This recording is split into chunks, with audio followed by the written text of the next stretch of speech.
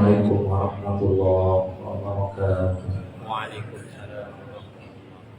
Allahu akbar, Allahu akbar. Allahu akbar, Allahu akbar. Asyhadu an la ilaha illallah.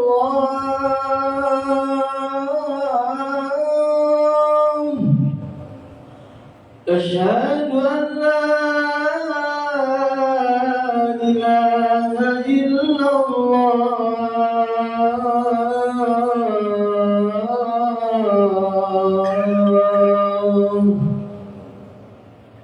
أشهد أن محمدا رسول الله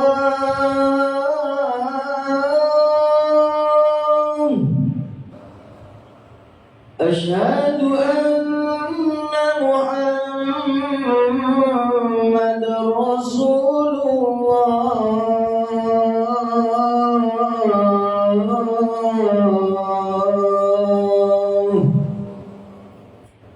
حي على الصلاة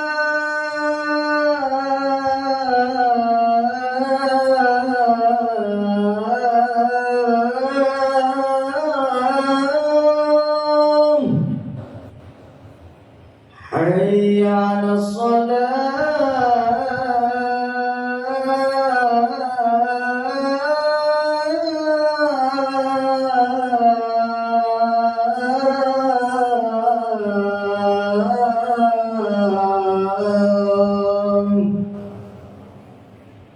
حي على الفلاح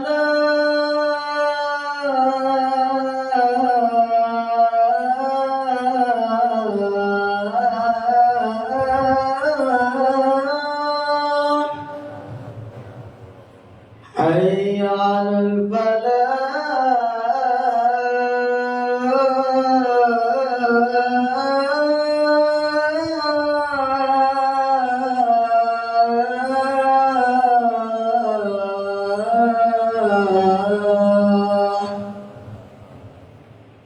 الله أكبر الله أكبر لا إله إلا الله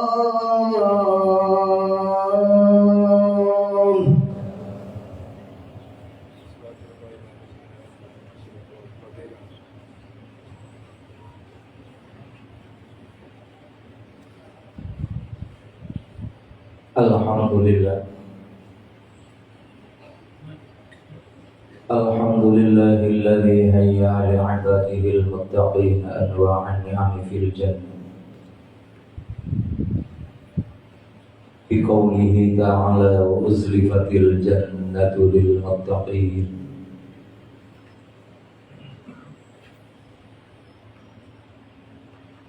Wa hayya lil 'asin anwa'al 'adzabi fil hawin. Biqaulihi ta'ala wa burrizatil jahim lil ghawin. Asyhadu an la ilaha illallah wahdahu la syarika lahu syahadatan tunji qailaha yawmaz ziham. Wa asyhadu anna sayyidana wa nabiyyana Muhammadan 'abduhu wa rasuluh arsalahu rahmatan lil anam. Allahumma salli wa sallim wa barik ala sayyidina Muhammadin fil awwalin wal akhirin wa ala alihi wa sahbihi ajma'in. Wala hawla wala quwwata illa billahil aliyyil azim.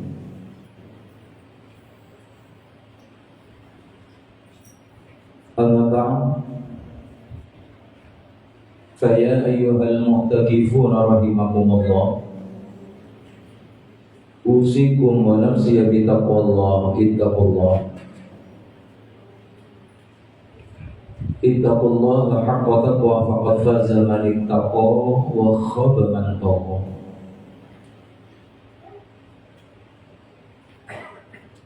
Qala Allah Ta'ala fi kitabihil azizil karim, a'udzu billahi minasy syaithanir rajim. Bismillahirrahmanirrahim.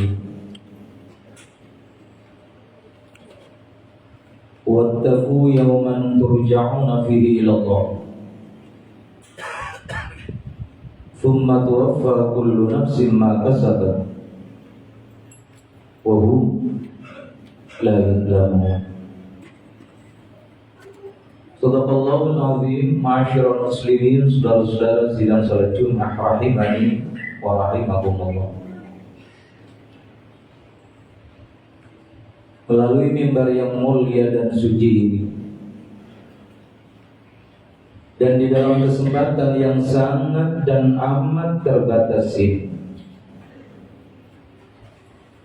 Al-Fakir selaku khatib mempunyai kewajiban, bahkan menjadi salah satu rukun sahnya khutbah adalah wasiat taqwa. Oleh karenanya, marilah kita bersama-sama dengan segala kemauan dan kemampuan yang telah Allah berikan kepada kita, marilah kita jadikan sebagai bahan motivasi untuk selalu meningkatkan kualitas iman dan takwa kita kepada Allah Subhanahu wa Ta'ala.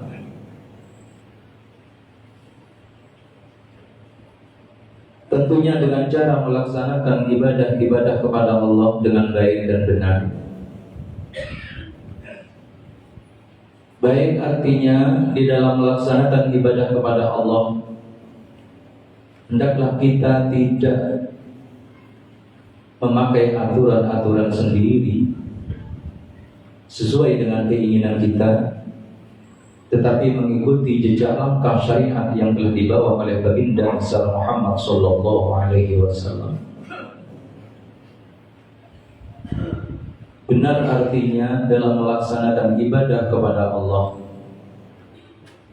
apapun bentuk ibadah yang kita laksanakan, baik berbentuk ritual seperti sholat Jumat yang tengah kita laksanakan ini, maupun berbentuk sosial, hendaklah kita berangkat dari satu tujuan dan niatan semata-mata limardotillah.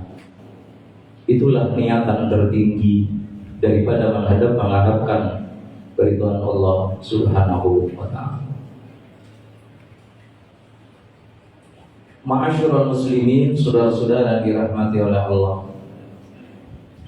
Yang kedua, marilah kita bersama-sama meningkatkan kualitas syukur kita kepada Allah. Tidak terasa hari berganti minggu, minggu berganti bulan,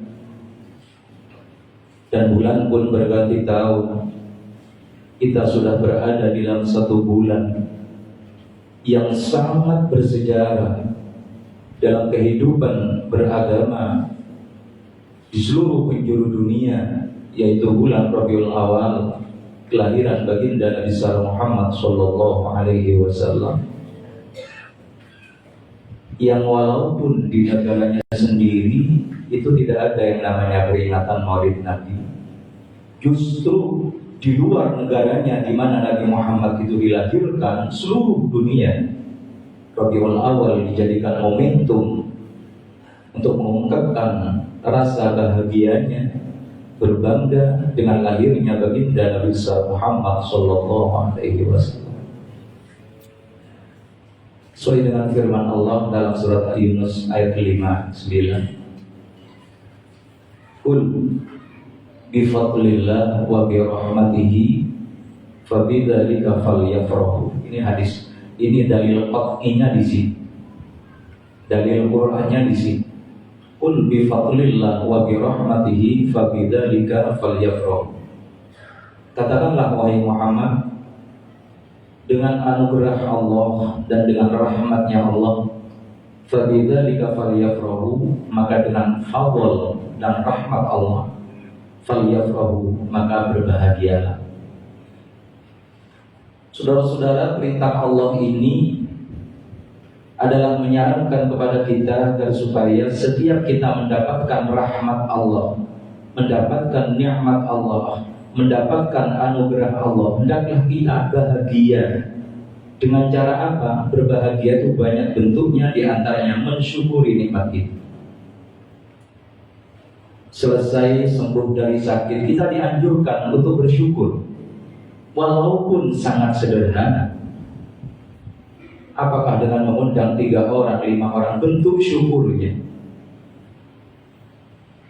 bisa menunaikan ibadah umroh, wujudkan dengan rasa syukurnya.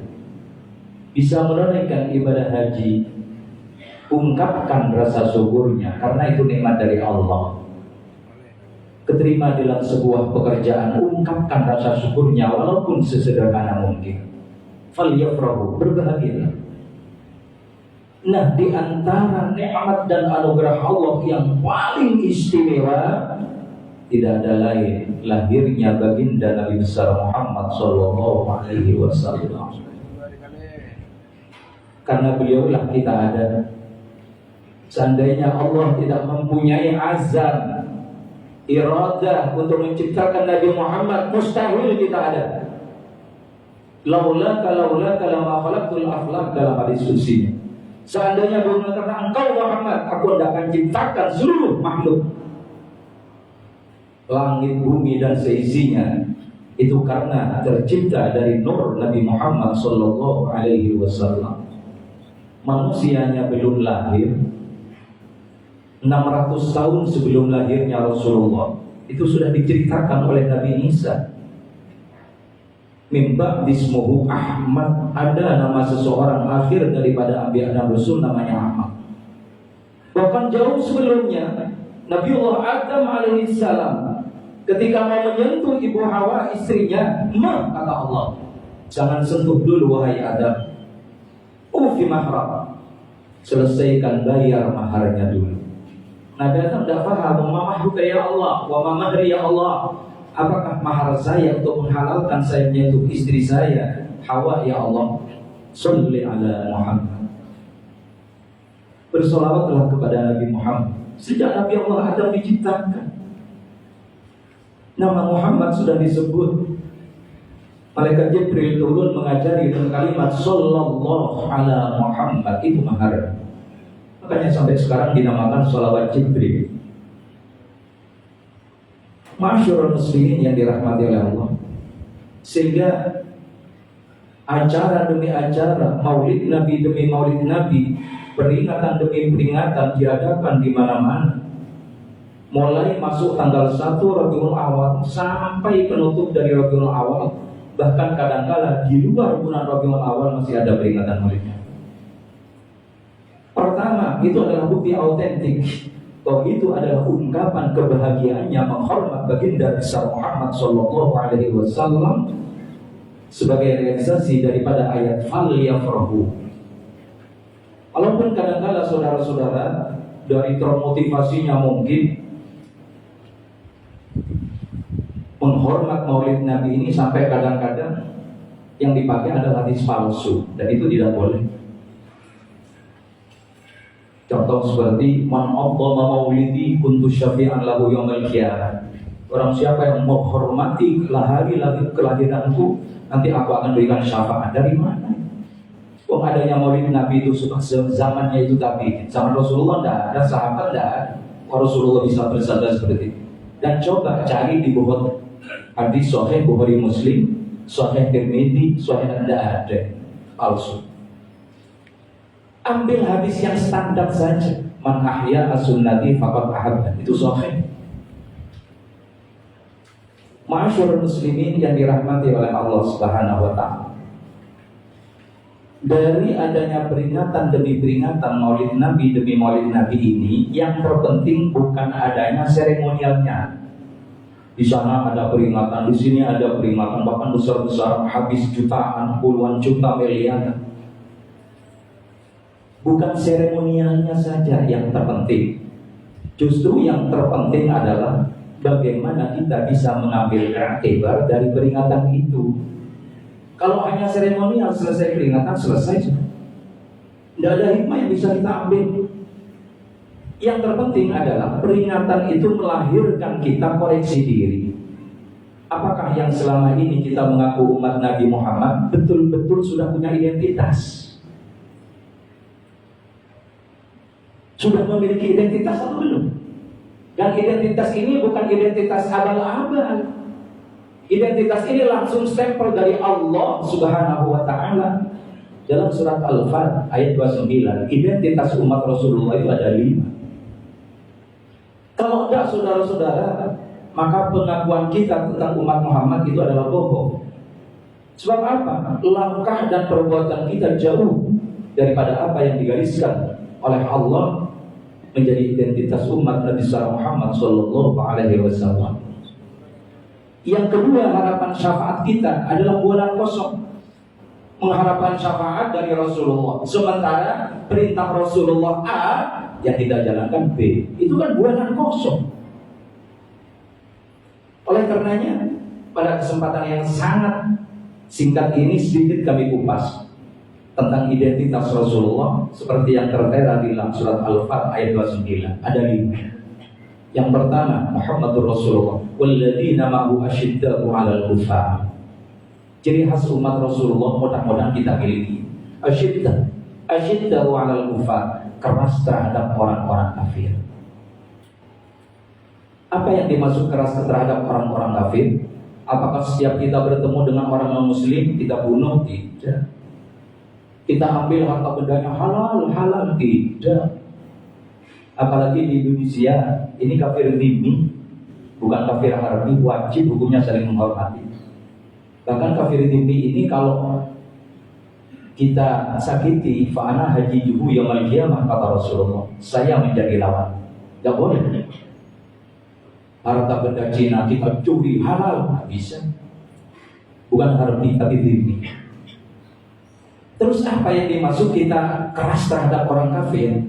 Maksudnya begini, saudara-saudara, kita harus punya prinsip yang jelas tentang masalah keagamaan ini. Sebab kadang-kala kita ini kan abangan, dibilang muslim, tidak pernah kelihatan ke masjid, dibilang orang Islam, tidak pernah rukuk dan sujud, dibilang orang non-muslim, KTP-nya Islam. Nah, itu masalahnya di sini. Yang kedua, harus punya prinsip yang jelas. Katakanlah masalah toleransi dengan non-muslim mogok, tapi selama itu tidak menyangkut masalah akidah. Kalau sudah menyangkut masalah akidah, kita harus punya garis lakum dinukum waliyadin. Kalau masalah sosial mogok bersama-sama, bangun jembatan, bangun jalan, bangun klinik dan lain sebagainya. Tapi kalau sudah urusan akidah, harus jelas. Ini bukan akidah saya. Masyurul muslimin, sehingga kita punya prinsip tidak ikut-ikutan. Orang Islam tapi adat dan ubudiyahnya yang dipakai adalah adat dan ubudiyah orang barat. Orang Islam tapi tidak ngerti yang namanya aurat. Itu kan berarti tidak asyidda ulal kufar. Padahal membuka aurat itu adalah budaya daripada orang-orang barat. Kita tidak tahu lagi. Keluarga kita buka aurat di mana-mana, kita tidak tahu, tidak peduli. Bahkan kadang-kala kita sendiri tidak ngerti yang namanya aurat. Saudara-saudara, meskipun laki-laki itu ada auratnya loh Bapak. Bukan hanya orang perempuan. Laki-laki antara pusar dan lutut. Kadang-kadang kita pakai celana pendek sekali. Itu haram loh, membuka aurat kita. Celana pendek-pendek yang sampai dengkul ini kelihatan, kemudian di atas di bawahnya pusat, itu haram. Itu mengaku muslim. Asyidda'u 'alal kuffar, itu yang pertama. Saudara-saudara, yang kedua adalah ruhama'u bainahum, adalah kasih sayang di antara mereka sesama muslim. Saudara, ini pada akhir-akhir ini yang terjadi adalah konflik antar muslim di Indonesia. Yang satu mencaci maki yang satu sesama muslim. Mohon maaf. Ayo kita jauhkan daripada hal-hal yang seperti itu. Kenapa? Yang tepuk tangan itu adalah orang non-muslim.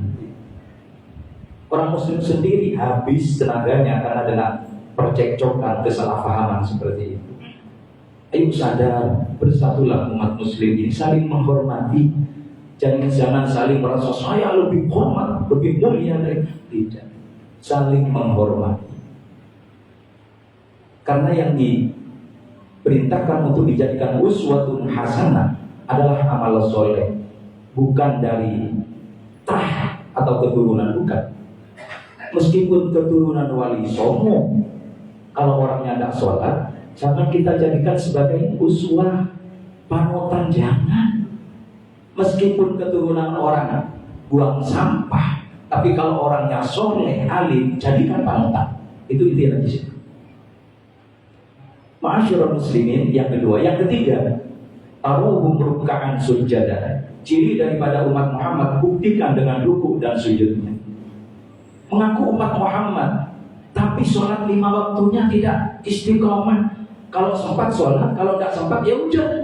Bahkan kadang-kala lebih kecewa dan lebih susah kehilangan uang 1 juta daripada kehilangan sholat 5 waktu. Taruhum ruk'an sujada. Buktikan dengan rukuk dan sujud. Saudara-saudara, sholat ini adalah merupakan pemimpin dari segala amal ibadah kita. Ibaratnya kepala. Sudahlah umroh bolak-balik, haji bolak-balik, kepada orang tua bagus, infak di mana-mana, tapi sholatnya tidak diistiqomahkan, sama halnya dengan manusia tanpa kepala, tidak hidup.